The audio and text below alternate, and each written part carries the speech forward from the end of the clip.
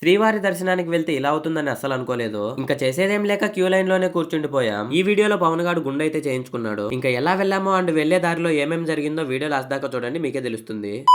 Hey guys, welcome back. ఇంకా matter ఏంటంటే పవన్ గారు ఎగ్జామ్స్ అయిపోగానే కాలినడకన తిరుపతి వెళ్ళి గుండు కొట్టించుకుంటా అని మొక్కుకున్నాడు. డే 1, డే 2, డే 3 అంటూ కంటిన్యూస్ గా 3 డేస్ నడిచిన తర్వాత ఫైనల్ గా శ్రీవారి మెట్లు దగ్గరికి అయితే చేరుకున్నాడు. నేను కాలినడకన వెళ్తానని మొక్కుకోలేదు, సో లాస్ట్ రోజు బస్ లో వెళ్ళి వాడితో పాటు జాయిన్ అయిపోయా. ఇంకా స్టార్టింగ్ లోనే శ్రీవారి పాదాలు అయితే ఉన్నాయి. అక్కడ టెంకాయ కొట్టేసి ఇంకా స్టెప్స్ ఎక్కడానికి రెడీ అయిపోయాము. ఇంకా స్టెప్స్ ఎక్కడం స్టార్ట్ చేసిన మొదట్లోనే మనోడు ఓవర్ ఎక్సైట్ అయ్యి చెప్తున్నా కూడా వినకుండా పరిగెత్తుతున్నాడు.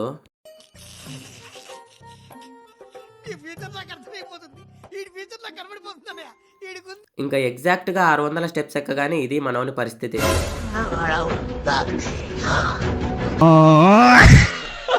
జస్ట్ 600 స్టెప్స్ ఎక్కినందుకే మనోడు అలసిపోయి పడుకునేశాడు. కాసేపు అక్కడ రెస్ట్ తీసుకొని మళ్ళీ స్టెప్స్ ఎక్కడం స్టార్ట్ చేశాం. అలా వెళ్తూ ఉండగా మాకైతే ఒక కోతి కనిపించింది. ఆ కోతి ఎవరిని ముందుకు రానియట్లేదు. తర్వాత ఏం చేశాం అండ్ పవన్ గాడు గుండెలా కొట్టించుకున్నాడు. దర్శనానికి వెళ్ళినప్పుడు అసలు క్యూ లైన్ లో ఏం జరిగింది అన్నది నెక్స్ట్ వీడియోలో చెప్తా. అంతవరకు మీరు మాత్రం మీ శృతిమెత్తని వేలతో వీడియోని లైక్ చేసి ఫాలో అండ్ సబ్స్క్రైబ్ చేయడం మర్చిపోకండి. See you in the next video. Tata, bye by.